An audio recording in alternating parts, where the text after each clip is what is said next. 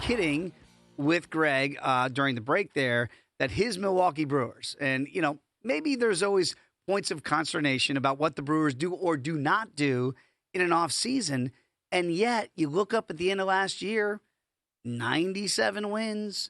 You're going into the postseason again. They're odds on to get back to the postseason, minus $1.15. Win total's way lower this year at 84.5.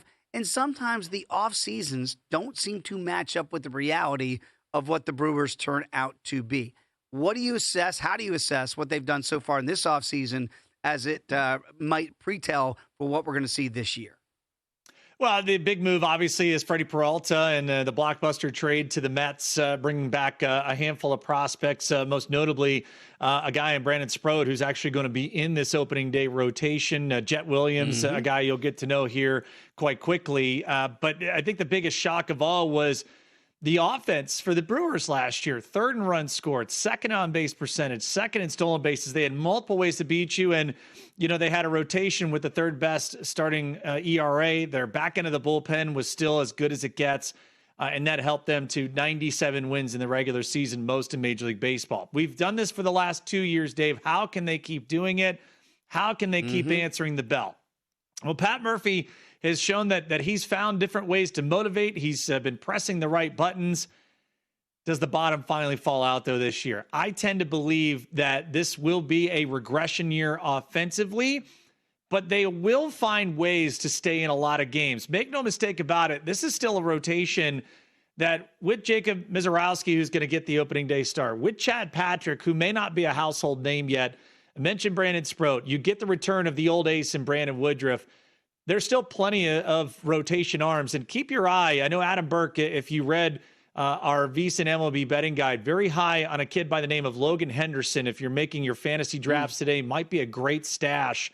And always we see depth options come up for the Brewers at some point early in seasons, if not midseason. Back into their bullpen, Dave, Abner Uribe, Trevor McGill, still might be one of the best 1-2 punches in the National League. Heck, if all of baseball to shorten games and close games out. The injury to Quinn Priester early is going to test their rotation depth. But remember, that's a guy where they won 20 consecutive starts for him last year en route to winning the National League Central. I do think the Cubs are the team to beat in the Central. I've picked the Cubs to win this division. I don't think the Brewers make the playoffs in my mind. But we've seen this movie before where they've been written off at the beginning of a year and they just come back and they continue to prove me wrong or prove everyone else wrong. Now, I picked them to win this division last year. I would have never, ever thought that they would have gotten the most wins in Major League Baseball during the regular season. What I am fascinated to see, Dave, is once you get past Christian Yelich, you have Chourio, you have Turang, you have William Contreras. I'm absolutely fine with the top 3 to top 4. Can you get the kind of production that you got from Sal Frelick last year? Can you get the renaissance of Andrew Vaughn coming over in that trade with the White Sox? All he did was hit homers from the time that he put on a Brewers uniform. Back end of their lineup, Dave, I have questions. Will they be athletic? Sure. Will they have speed? Yes. Can you recreate a top 3 offense from just a year ago? That is my biggest question mark for the Brewers in 2026. Plus 235 to win the NL Central this year. I'm with you. The Cubs should be the favorites to get that done with what's happened here in the offseason with a lot of these teams in this division. But Jackson Chourio at 40-1 to win MVP as a longer shot down the board a little bit. Does he have to be at least an MVP candidate for some of these things to come to fruition for the Brewers? Because I look at him and I said that could be the guy that really makes things go at the top of the lineup. He could be that guy for 162 that says, all right, boys, hop on my back for a stretch, and I'll win you some games. Does he have to be that dynamic for the Brewers to hit that win total over 84.5 to be in position to possibly win the Central again? I think you have an issue with him just playing 162. Heck, it's just 2 years in, and already the hamstring issues. Played 131 games last year, 148 during his rookie campaign. Does he have the ability? Sure, but you're only looking at 20, he would have to hit 40, 45 homers, I think, to be in there. And remember, as a leadoff guy, you're looking at someone who is going to be tasked with not only the power part of it, but he's 20 plus stolen base guy. He's going to be a 30 plus double guy.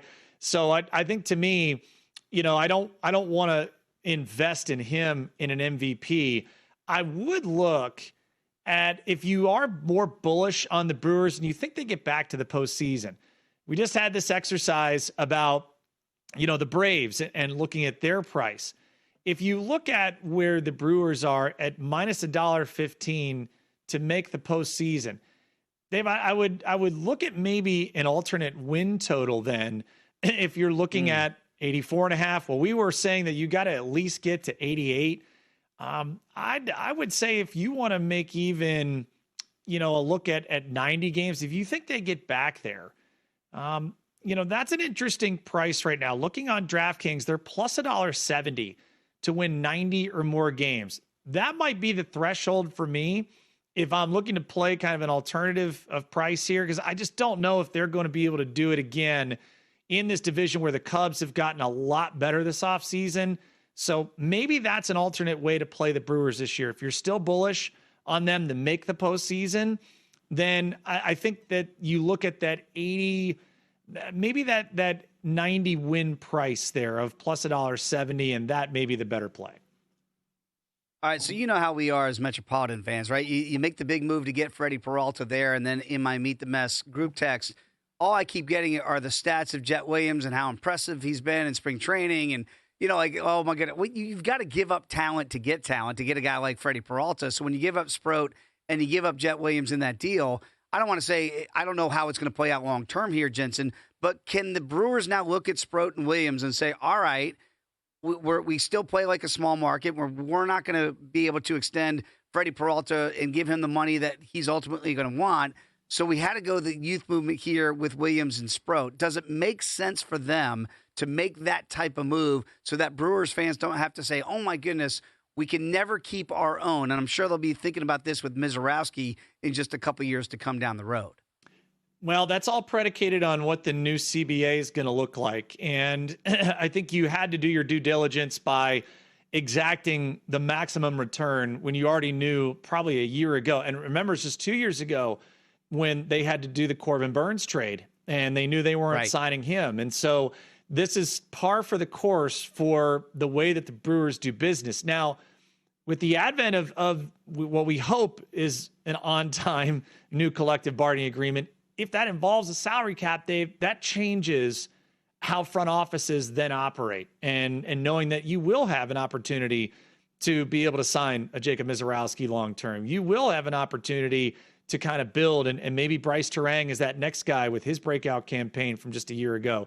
So I don't know if you can operate this offseason maybe in that vein of, well, we're not going to be able to afford a guy because we don't know what it's going to look like moving forward. So I think this is a vastly different way that the quote-unquote mid-market teams or the flyover state teams, different way to do business, especially at this trade deadline, because you just do not know what lies ahead and what those parameters or guardrails will be for how teams will have either at salary floor where you're going to have to spend a minimum, and then everyone has the same salary cap. So something to keep in mind here, where that's where some of these mid-market teams want the opportunity to be able to afford and keep those homegrown stars.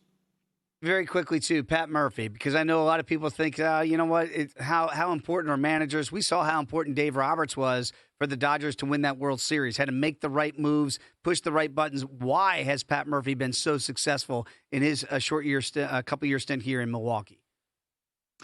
Listen, he knows what he's doing. He has an ultimate way of getting to the player and motivating.